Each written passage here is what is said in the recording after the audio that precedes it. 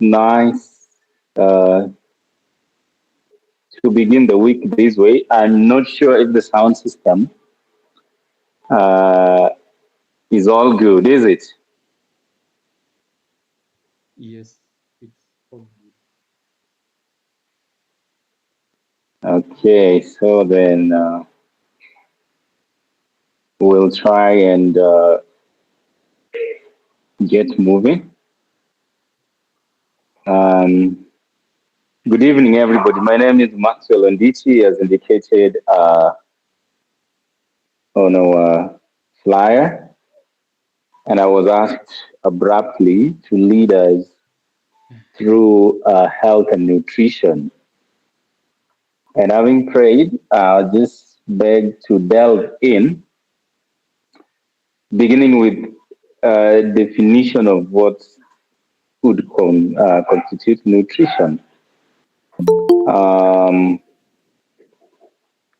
but there's just something I've remembered which I think I would want to share with us. Somebody once told me that not all food is nutrition, but all nutrition is food. Once again, not all food is nutrition, but nutrition is food. Nutrition is basically a study, is a science, is a food science that focuses on studying deficiencies with relationship to diseases. For example, scurvy. Scurvy is basically a deficiency of vitamin C. But we want to go to the basics. So, nutrients from where we get nutrition. What are nutrients? Listen to this amazing um, definition.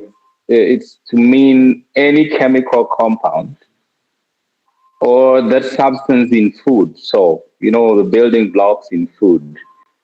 For example, amino acids under the class of foods that we'd call proteins.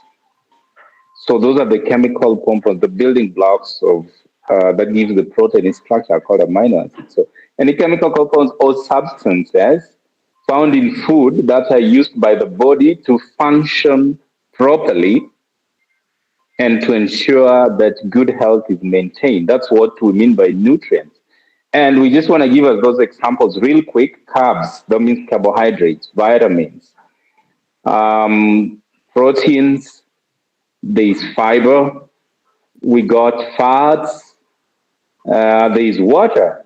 Yeah, several plant-based foods got water, fiber, and vitamins and minerals. Now, I want you to get this right, everybody. This is the basic nutritional structure of anything that qualifies to be a food, and it's at the same time healthy for maintenance and proper functionality of all the body systems, organs, etc. Once again, carbohydrates, proteins, fats, or a generic word is lipids. And we got minerals. So this is your calcium, your chlorides, your potassium. Then we have vitamins, we have fiber, we have water. How important is nutrition? Important is nutrition. Looking at it from a biblical point of view, the Bible in 3 John, verses number 2 says, Beloved, I wish above all things that thou mayest prosper and be in health, even as thy soul prospereth. Notice we are discussing right now the importance of health, nutrition in physical health, and even mental and spiritual health. We're gonna appreciate this sometime. But I want to take another direction.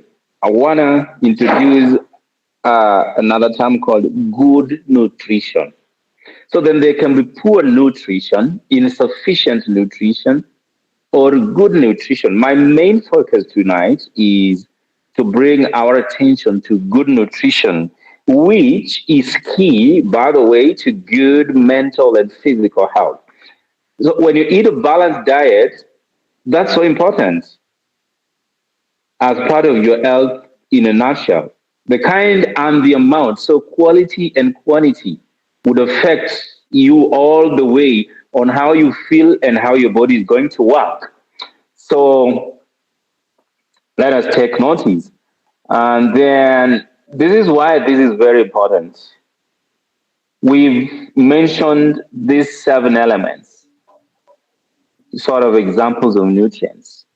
You can remember we talked about carbohydrates. So your starches, your sugars like the glucoses, the fructoses, the maltoses, your proteins, both, good quality protein, your fats, monounsaturated, polyunsaturated, good saturated fats.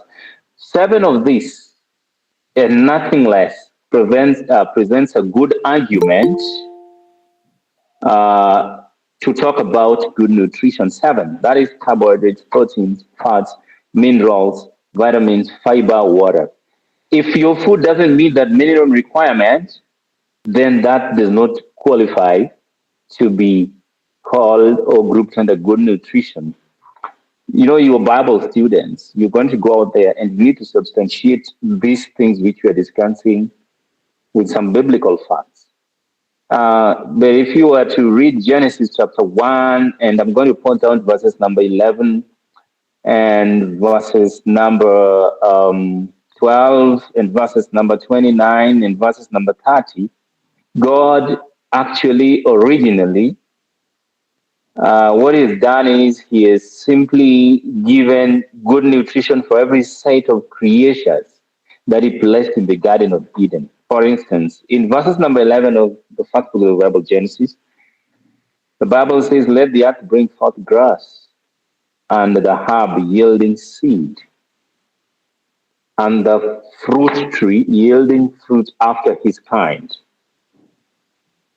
And then the Bible says, "Whose seed is in itself upon the earth." Verses 12, the earth brought forth. Verses 29, we told, "And God said, Behold, I've given you every herb bearing seed, which is upon the face of all the earth, and every tree in which is the fruits." So fruit trees were given, which got seeds, germinative seeds.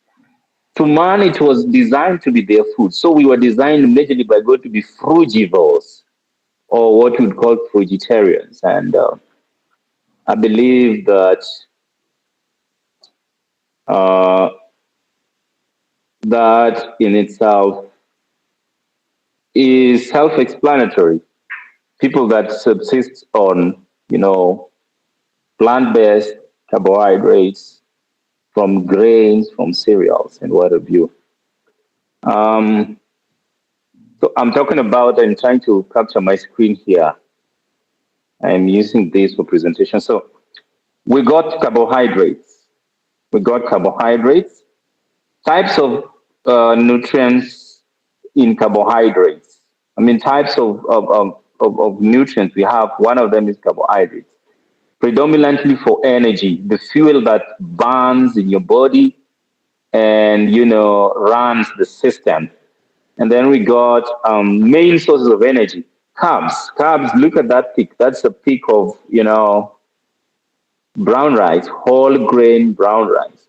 Carbs are your body's main source of energy, helping your brain, your kidneys, your heart, your muscles, and the central nervous system, to work. And notice the next sentiment. For instance, fiber is a carbohydrate that aids in digestion, helps you feel full, and keeps blood cholesterol levels in check. And there's two classes of fiber. There's soluble and insoluble fiber. Fortunately, you can only find fiber in plant-based edible foods. The other class we're looking at is, and we're going to give examples, are vitamins.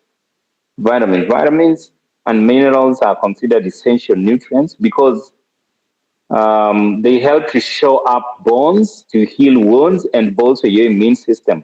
Also responsible for converting food into energy and any cellular repair in case there are radical damages. Now, one thing you need to realize is that we've got two classes of vitamins.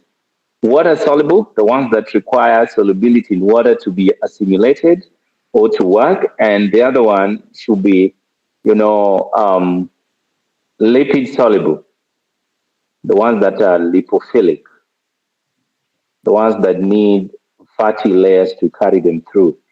And those are the most important ones when it comes to stabilizing and modulating. I mean, the vitamin A, D, E, K are all fat soluble.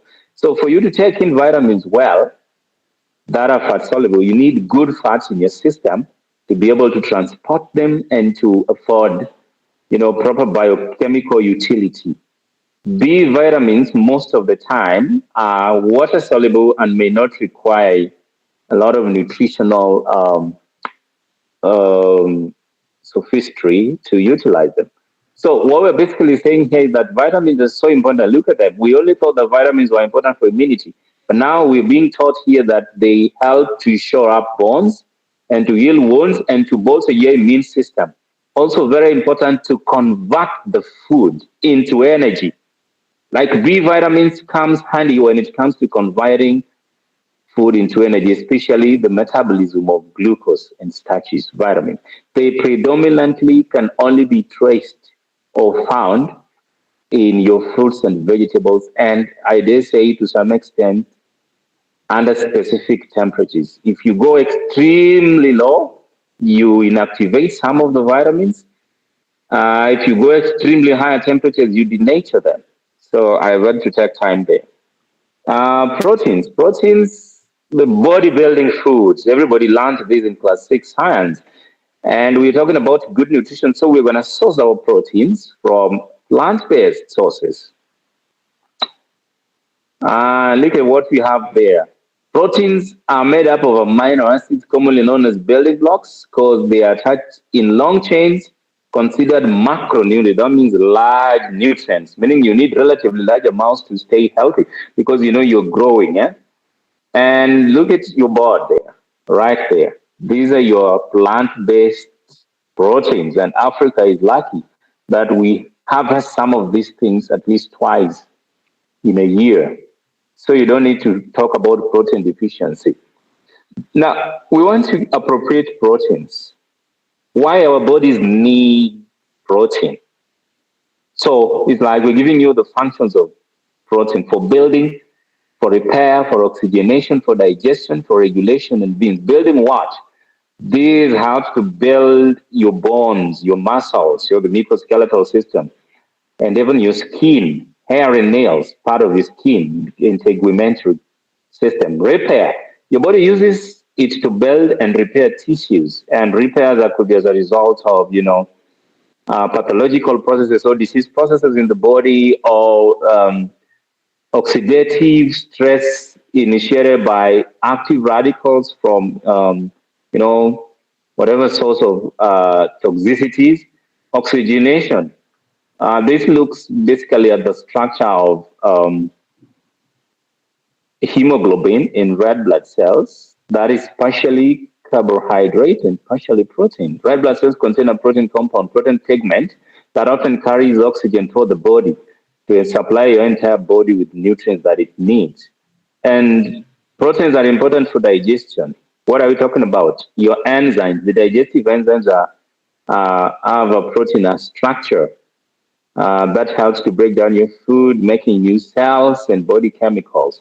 Like what happens is when you got bacteria in your gut and you're feeding them, proteins from a plant-based source. I want you to mark this right. There's a very big difference between when you consume animal proteins and plant-based proteins. Now, in plant-based proteins, eventually, when you break down protein, you're going to come up with, when you break down fiber, if your protein lacks fiber, if your food lacks fiber, that is, let's say it's a protein source from animals, it lacks fiber, the bacteria in there will ferment it. And when it ferments it, it's supposed to utilize the carbohydrate aspect of that protein to make energy for the colonic cells. Yeah, so that's right. If we break down protein, we get bit of carbs from it for sources of fuel for your colonic cells.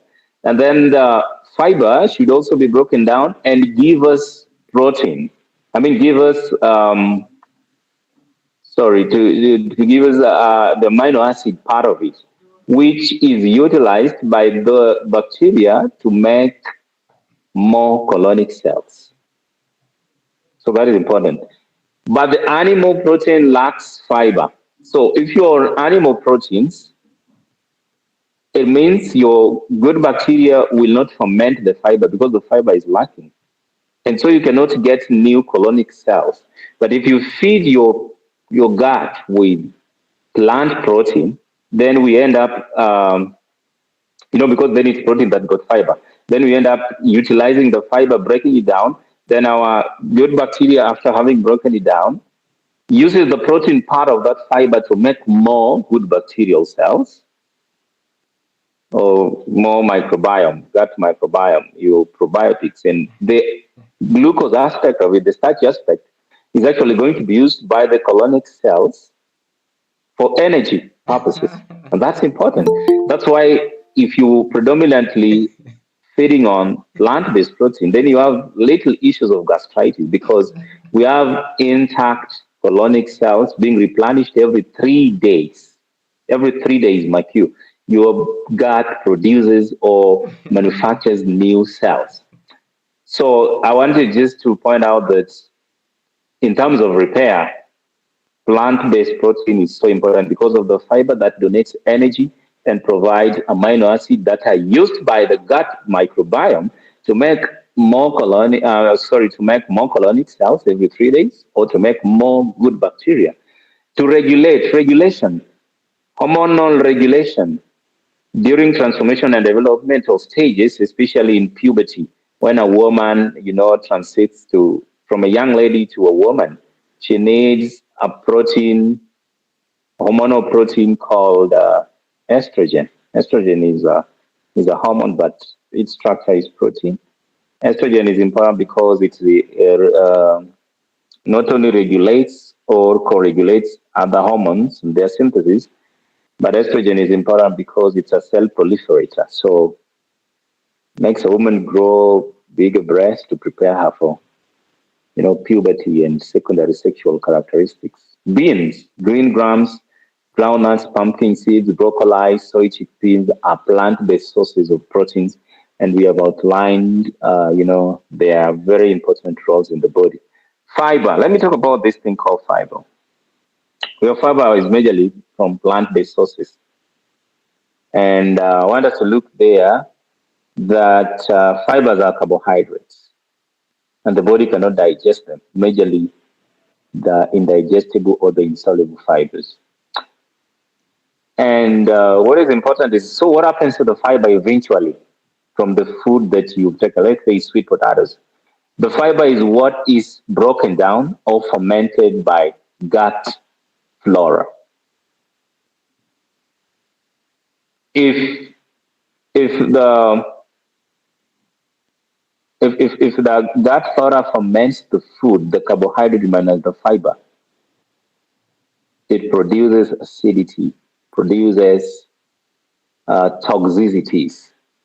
But if it digests the fiber, the food will go without being fermented. So it better ferment the fiber, and it won't cause issues to do with hyperacidity or exacerbations to gastritis and what have you. But when we take a fiberless food, then the gut, because the bacteria will always have to ferment, they'll ferment the food, and we know all the dangers of fermentation to your gut. So this is why we need fiber.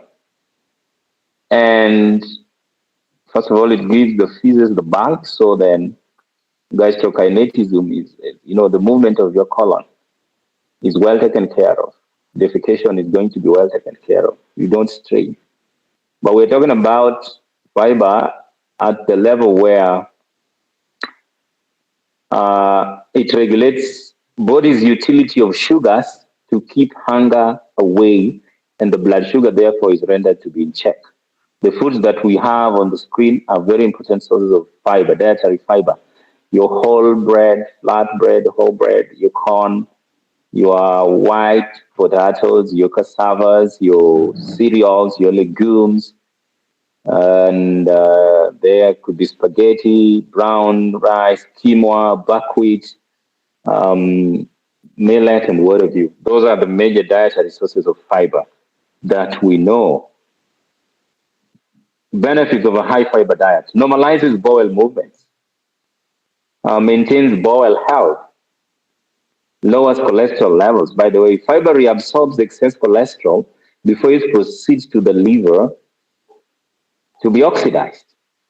That's important. So one way of reducing cholesterol in atheroma or people that are hypertensive is give them a high fiber diet, like carbohydrates from brown rice, and then before the excess carbohydrate from the sugar is reabsorbed from the colon, then all the way transported into your liver, the fiber will reabsorb it, and that way, blood cholesterol level is cut down by almost half. That's so important. It helps to control blood sugar levels, yes, because fiber kind of releases the sugar by what we call sequestering. Bit by bit, it monitors what the sugar levels are at the blood, and then as the hunger pangs begin to dig in, it releases a certain amount, certain levels of, the glucose to maintain the fuel at a range that is healthy, both to your liver, to your blood, and to your pancreas.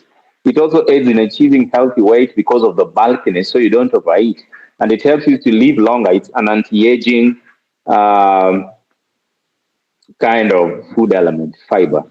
We're also talking about fiber from vegetable source. Most of the fiber that comes from veggies are soluble, are very soluble.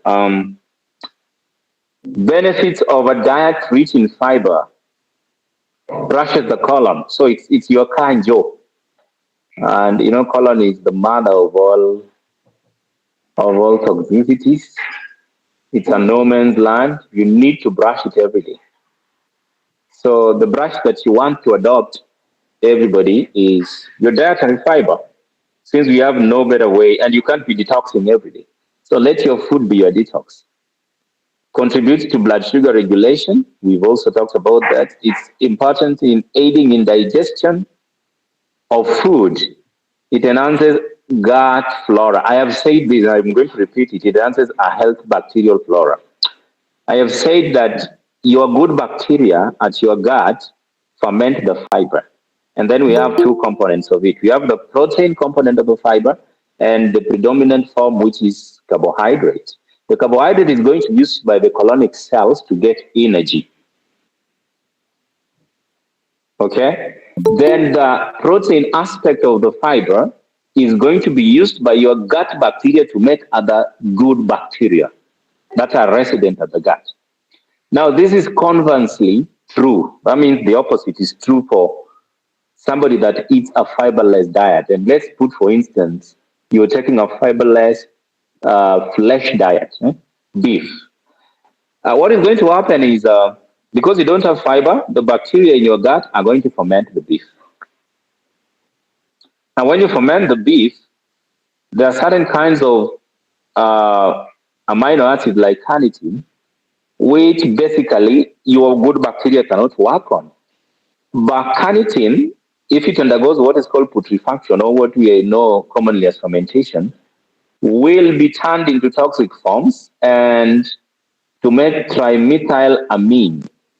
Trimethylamine, which is a molecule, will travel all the way to your liver, and then it gets oxidized there, and it's carried all the way into your blood. If it gets into circulatory levels, the trimethylamine oxide induces plaque in the arteries.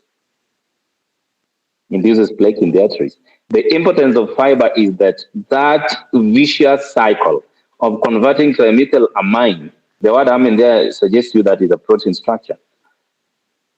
The fiber will actually push this down to your colon before it can be transported into your liver to be oxidized and then to travel into your bloodstream through the portal veins and can find circulation anywhere in the arteries, peripherally speaking, to try and begin to form plaque there. And plaque in the arteries can mean atheroma, can mean high blood pressure, can mean any cardiovascular. Or if it moves to the brain, it could be cerebrovascular distress, which we don't want.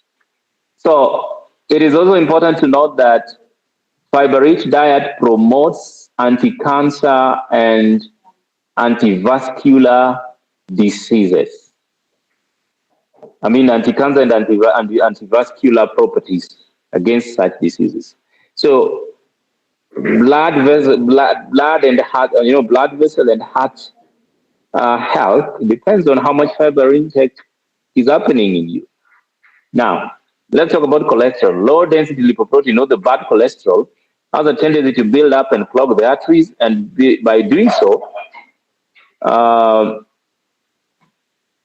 we need something like the fiber to reabsorb excess of, the bile acids that would go all the way to aid in cholesterol formation, uh, and carcinogenicity related, they are able to cause cancer. So when you take a fiber diet, when you take vitamin E, this whole process is interfered with. But vitamin E acts as anti-cholesterol phytochemical because it antagonizes what is called oxidative stress. All right, conversion of the cholesterol into a form that is able to, deplete oxygen at your cellular level. Wheat bran, as a very good form of fiber, decreases estrogen levels in women, protecting against breast cancer. So that's very important. Look at that. Hormonal regulation from fiber, wheat bran.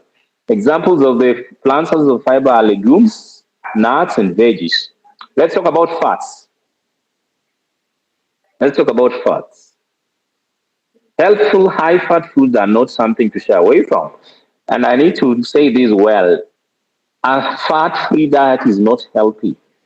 A high fat diet too is not healthy. But right fat is very, very essential for good health. Because the body needs a certain amount of fat from your diet to aid hormonal function, to maintain memory against Alzheimer's disease, against dementia or amnesia and what have you, and also to absorb specific forms of nutrients. We talked about vitamin A, D, E, and K. And the plant sources that you need to acquaint yourself with are the linseeds, which is predominantly from, flax seeds, okay? And almonds, flaxseed give us multiple. I think the most reliable parent dietary omega-3, flax seeds. Almonds got omega-3, avocado, monounsaturated oil, chia seeds, coconut, good healthy saturated fat. Sesame is monounsaturated. Apricots have omega-3. Cashew nuts, omega-3 mixed with omega-6 and even omega-9. Healthy and good fat. This is a good section.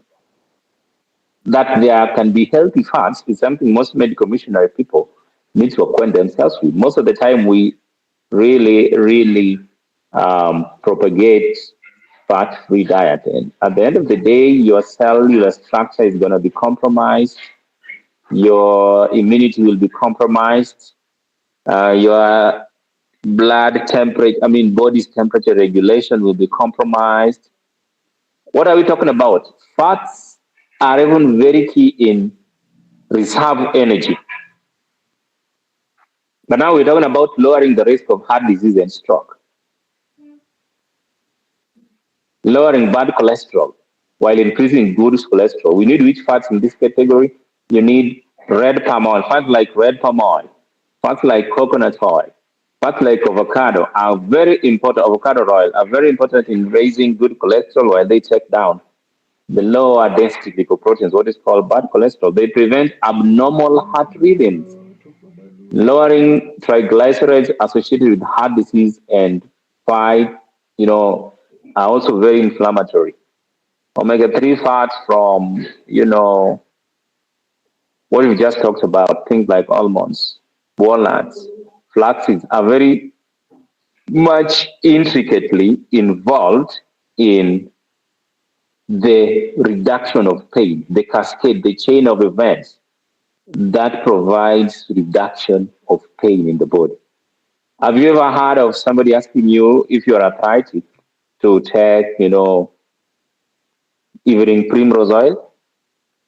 Those who are arthritic are alongside the omega-3. You could give them evening primrose um, oil caps. It's because evening primrose has lots of omega-3 that are going to help lower pain and inflammation, which is associated with rheumatoid arthritis.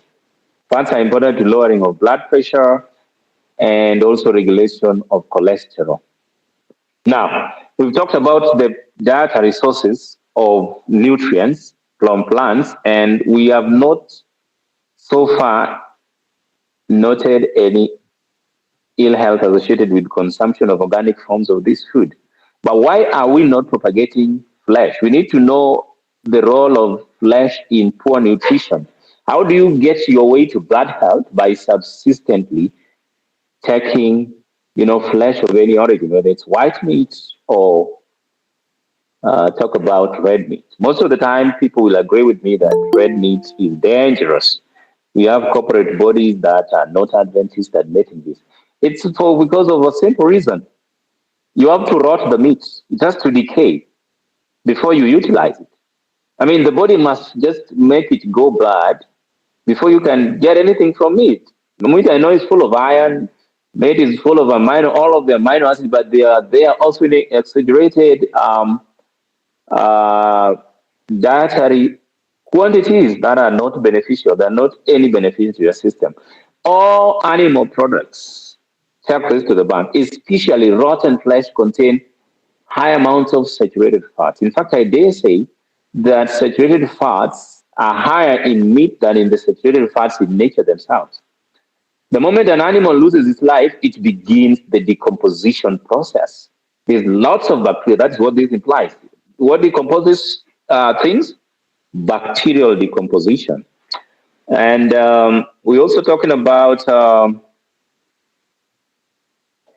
the secondary um, medical conditions that would result from decomposition, especially at your small intestine and the large intestine. And these are horrible, horrible inflammatory conditions like inflammatory bowel syndrome. And look at what inflammatory bowel syndrome does. IBS. IBS suppresses serotonin, the happy hormone, which is responsible in your brain to regulate mood and emotional profile. So your serotonin levels even regulate against anxiety and depression. IBS would affect that. If your cells in your colon are unhappy, you are susceptible or likely to come down with depressive illness after a good time of, suppressing your colonic um, ability to be happy. They contribute to iron overload, calcium overload, protein overload, arterial paralysis, and increased aging. Iron overload is associated with carcinogenesis. Calcium overload is associated with kidney malfunctions. Same to protein overload. Arterial paralysis, this is because we are going to interfere with the integrity of those arteries. And we're going to deposit plaque and what have you where it doesn't need to be. So take care. When excess protein is produced in the blood, calcium is drawn to neutralize the acidity, leaving the bones bare, causing arthritis. This is the point. The high acidic nature of animal protein breakdown elicits a lot of metabolic acidosis, real hyperacidic states, even at the cellular level. If the blood becomes highly acidic, you cannot survive beyond 7.35 on the pH scale. The body must mobilize calcium, which is the most resident alkaline mineral that complexes with sulfates from breakdown of proteins and to neutralize them and get them out of the body safely. But what happens to the calcium after it's already inorganic and has already buffered your system? It bioaccumulates, and this is what medically results into what is called intermittent claudication. Painful joints, painful ankle pain. I mean, ankle pains at the ankle bone. You get vitamin calcium settling in there. So you get to experience this sharp pain that is characterized sometimes partially with pins and needles. Or you get something growing on top of your bones because calcium doesn't flow. It's a rock, so it will just settle. So it causes what is called bone spurs. The excess calcium in your system from inorganic sources like red meat could also precipitate kidney overload, kidney stones, and liver, gallbladder stones.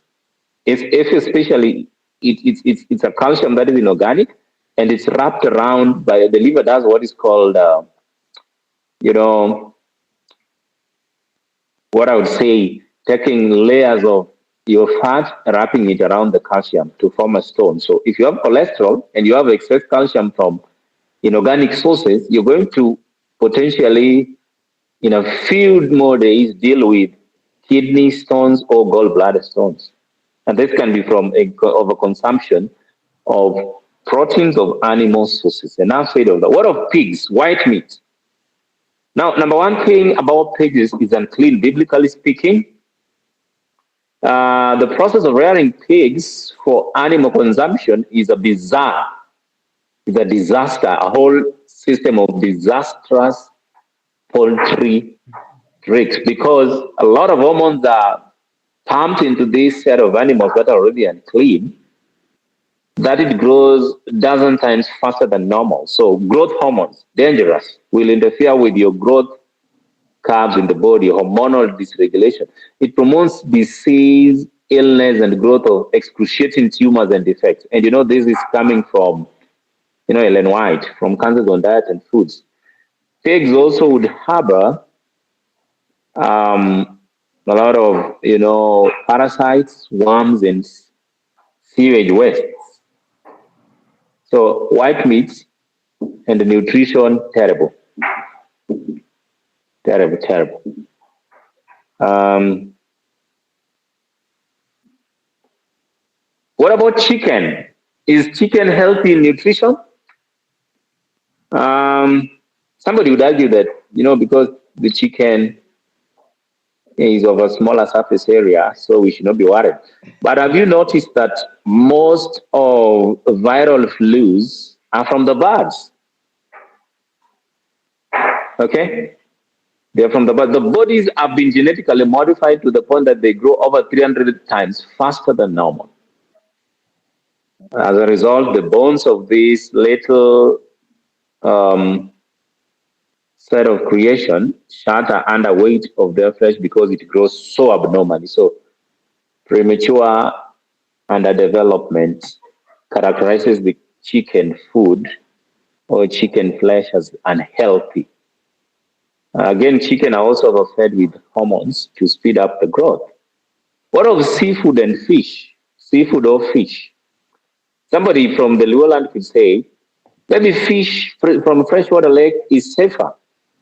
I really don't think so. Number one, we have industrial affluence intoxicating the fresh water. And then as a result, we have to deal with heavy metals, gold, mercury, arsenic, cadmium, have been found to bioaccumulate in some sorts of seafood. Environmental pollutants like arsenic from industrial releases and batteries and paints and dyes find their way into the marine life. Um, we're also looking at mercury poisoning through seafood can also increase the risk of autoimmune diseases. And I also remember, which is not mentioned here, cognitive problems associated with mercury.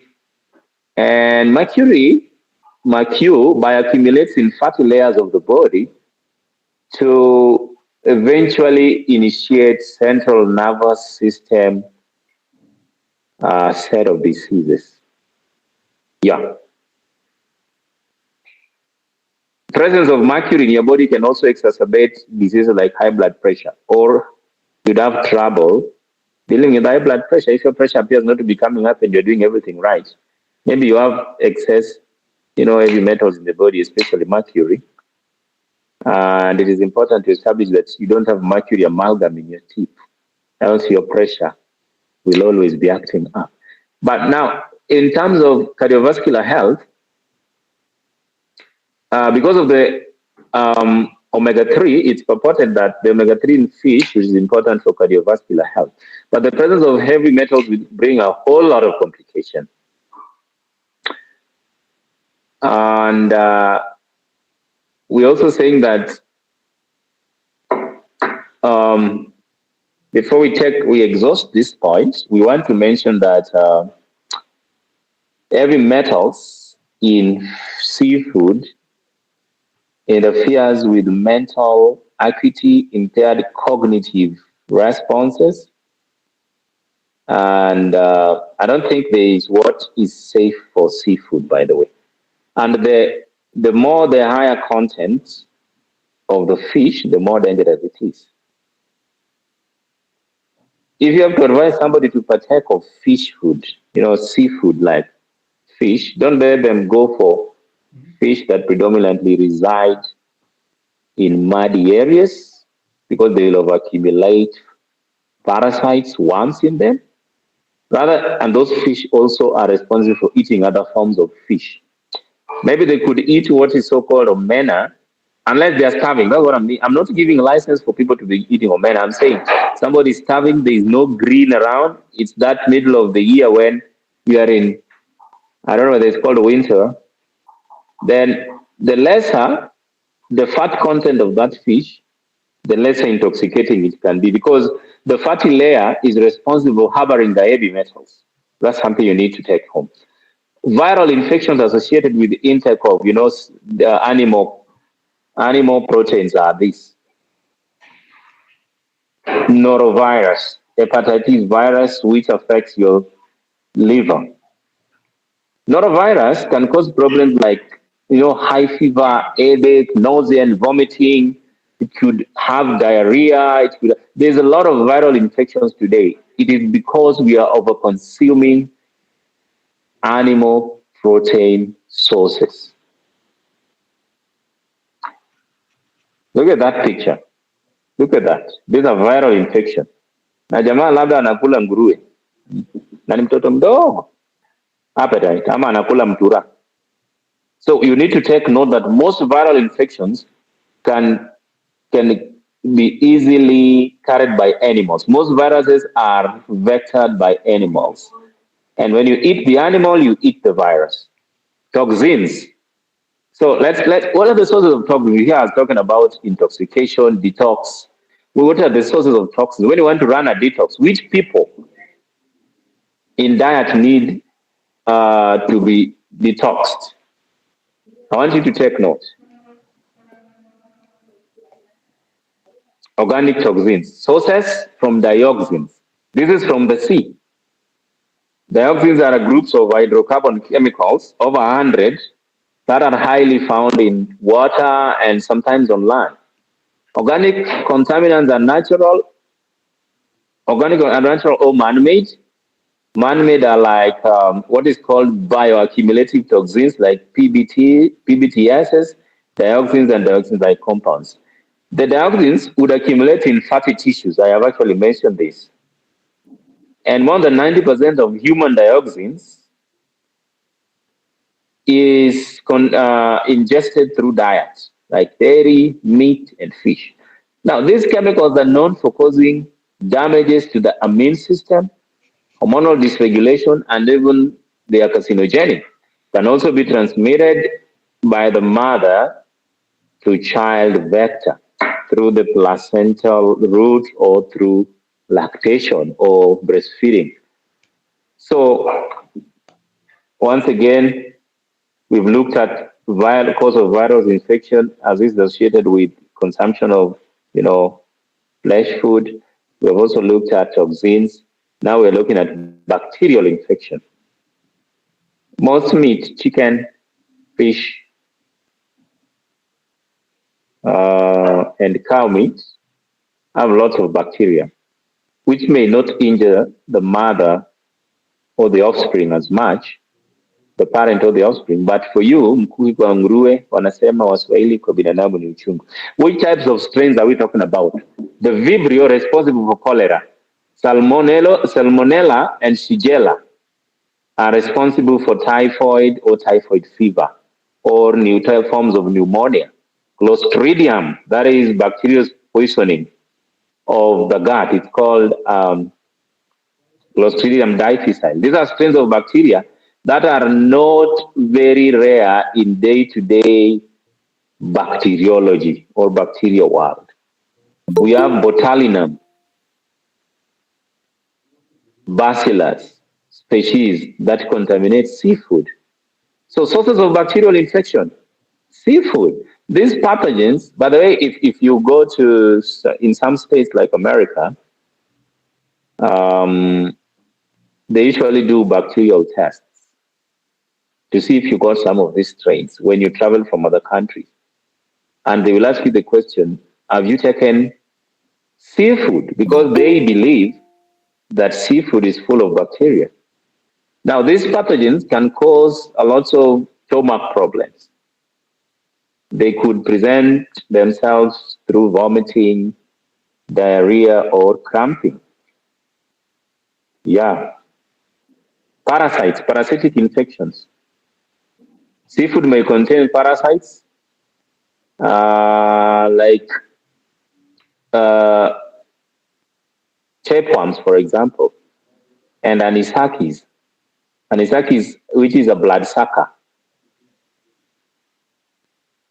And anisakis could also contain allergic reactions, intestinal perforations. Intestinal perforations inamaanisha your gut inaanza kupata mashimo mashimo, inachibuka chibuka. And the problem with intestinal perforations is it could lead to leaky gut syndrome. And leaky gut syndrome allows bacteria to pass in through the less tight junctions of your gut. And then that bacteria reaches your blood or can travel into your brain or wherever it is. Let's talk about blood in this sense.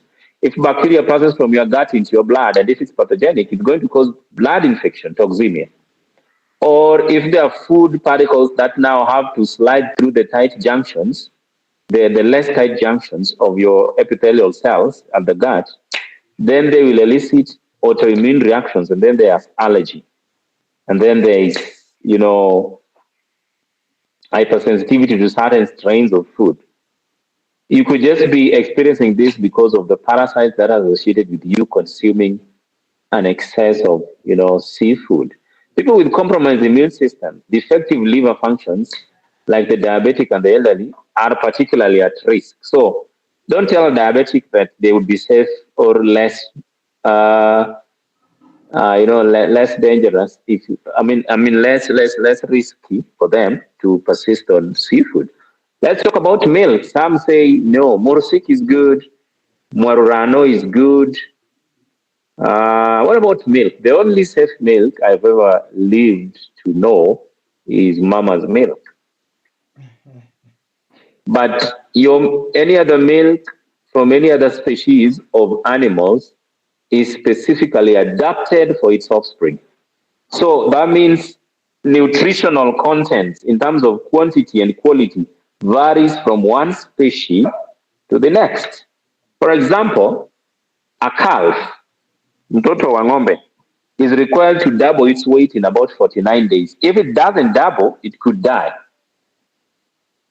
If it doesn't double, it could die. And here is you taking, milk from sources that are loaded with lots of calcium to increase or develop in mass within 49 days, lots of phosphorus, lots of iron. What is going to happen? The baby is going to grow big, but the brain is underdeveloped. And that's what we're saying. Milk from animal sources, predominantly cow milk, has an excess of calcium and phosphate salts. Calcium and phosphate salts, or calcium and phosphorus, calcium would complex with phosphorus to form an insoluble precipitate, calcium phosphate.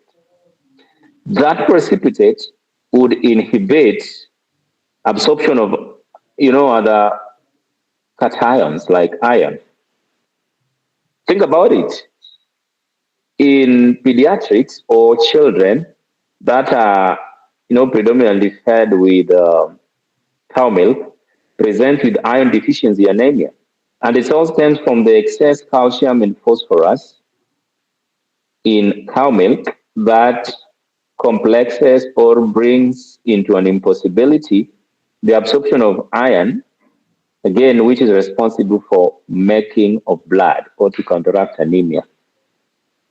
The other thing is that the protein quantity in cow milk is so high that will require very strong digestive elements, whether it's HCl or pepsin. Let's talk about HCl, for instance. The body has to secrete HCl to enormous amounts, and these young intestine that is underdeveloped cannot literally deal with that, robust amount of proteins from the milk. As a result, the excess over secretion of digestive juices, the gastric juices, will inform that there's going to be corrosion on those little walls of this infant stomach. And as a result of that, there could be gastric hemorrhage or intestinal bleeding or gastric bleeding. And that is why utapata mtoto mwenye ako na maziwa mara nyingine unaweza pata streams of blood in the stool. Then I want to share this with us. So the second one is high fats, which interfere with the urinary excretion of urates, uric acid getting later. Now, number two is interesting. Number two says that the high fat content in milk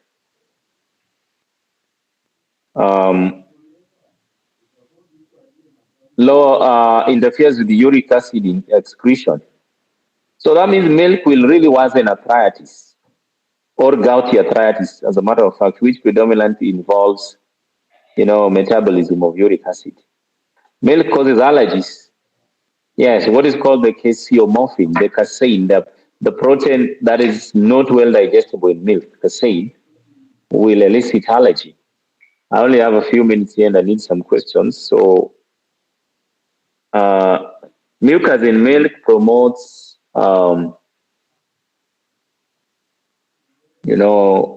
mucus would breed microbiota. Mucus would breed, viruses, would breed bacteria, and what have you. Mucus, If you have an infection, look at your mucus. Mucus is good. The other thing we know about cow milk is it can never be digested. I think I've talked about this. I've talked about casein in milk. Commercial milk, I want to talk about this. Great quantities of vitamin D causes loss of magnesium from the heart muscles, which in turn causes the heart to flutter. This is how commercial milk is associated with cardiovascular risks. Because I hope those of you who are medical have heard of cholecalciferol, which is the chemical form of vitamin D. It needs calcium to take it in. Or they need each other. Vitamin D needs calcium, calcium needs vitamin D to bioaccumulate in the body. But now we're talking about vitamin D interfering with magnesium, and not only magnesium, but it also interferes with calcium. And that is how milk would cause, brittleness of bones, hence osteoporosis. Commercial milk causes hardening of bones, renal calcification, and severe mental retardation in offspring due to high vitamin D intake. It has excess of that. Recommended allowance of 400 units of vitamin D in excess will begin to do what is called arteriosclerosis, hardening of the arteries. And then you end up with abnormal joint deposits, which would also precipitate arthritis. So these are the causes of diseases. There is a lot of antibiotics involved in dairy industry. And when we consume milk, we consume those antibiotics and we develop antibiotic resistance and secondary infections due to overuse of antibiotics. It's called superinfection. So the other causes of diseases are poor cooking. I believe that we have learned something about how to cook. Don't overcook, don't deep fry, don't heat directly, don't put excess water, don't put too much spices. That also interferes with the nutrition of the food. Overcooking, I'm not going to go through that. Overcooking or cooking wrongly can actually precipitate carcinogenesis, like the browning of onions in certain types of cookware. Deep frying. If you deep fry trans fats, you are going to be carcinogenic. Too much spices interferes with your gut, induces heartburn, and then it also works up your central nervous system through bringing upon chasers and stomach aches. Alternative cooking method, there are radiations in oven. So oven frying, baked food at high temperature. I mean, we don't need the microwave, but we may use the oven. That's what we mean. Air frying. Hot air fryers are very popular and for good reasons. Since they offer an alternative to frying that circulates hot air around to make it crispy.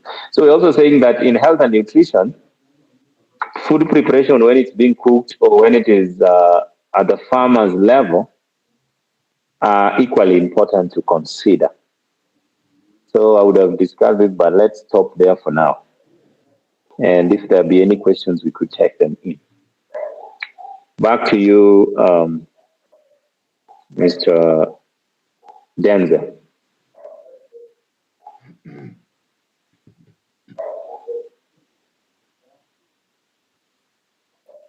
Denzel?